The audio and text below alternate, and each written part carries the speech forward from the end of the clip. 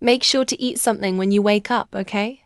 By now, the coffee might be cold, but I promise the snacks are still delicious. Love you the most. From Khem. You little brat. Trying to make it up to me now that I've collapsed? Preenarin put the note back in place, then picked up the snack bag and started unwrapping it with a small, satisfied smile. Just when she was starving, there was food from her wife waiting for her. Every single treat was chocolate-flavored, her absolute favorite. And she didn't even have to wonder how Kemjira knew that. She was still enjoying her snack when a strange feeling hit her, making her freeze. She instinctively placed a hand on her stomach. Realizing what was happening, the boss lady quickly rushed to the bathroom.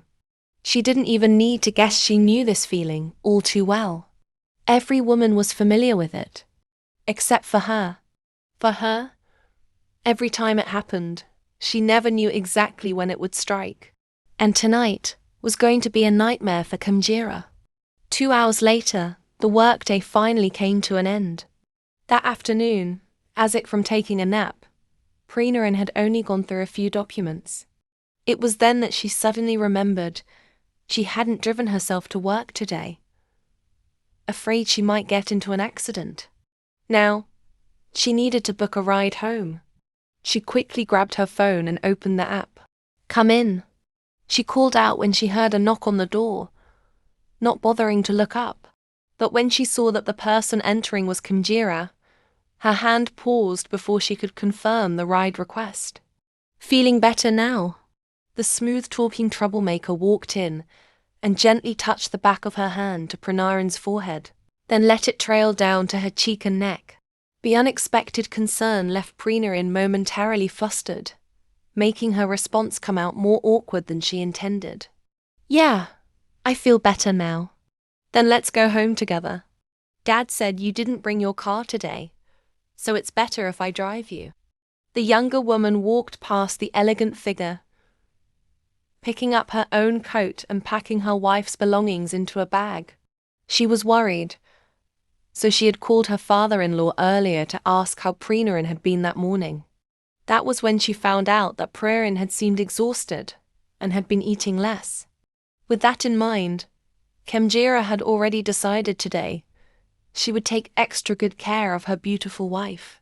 Even this small bag, no way was letting her carry it herself. "I feel dizzy.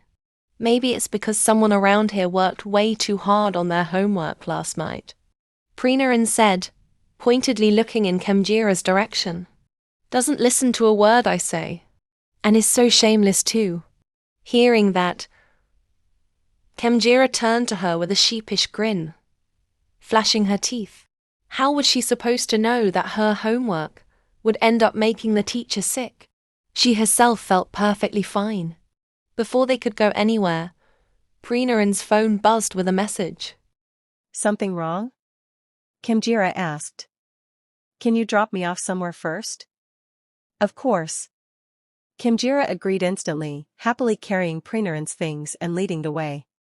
Any chance to spend time with her wife outside of work was a chance she'd take. But that excitement? Gone in an instant. The place Preenarin wanted to go first was an ice cream shop at the mall. And the person she was meeting there? Her ex, for pie. So instead of enjoying a sweet moment with her wife, Kemjira found herself wandering aimlessly around the area, like a kid waiting for their mom to finish chatting with a friend. Her mind was filled with nothing but why, and why. Why was Preenarin still meeting her ex, the one who had hurt her so badly? Why? For Pai had moved on. Preenarin was already married. So why did they still look at each other like that? Like there was still something left, something unresolved. Before long, the conversation between Preenarin and her ex ended. Remembering that she had someone waiting, Preenarin walked out of the shop and headed straight for Kemjira. But the moment she tapped Kemjira on the arm, she was met with a sulky expression. Kemjira frowned in response. "What's wrong? You abandoned your wife." Kemjira huffed dramatically.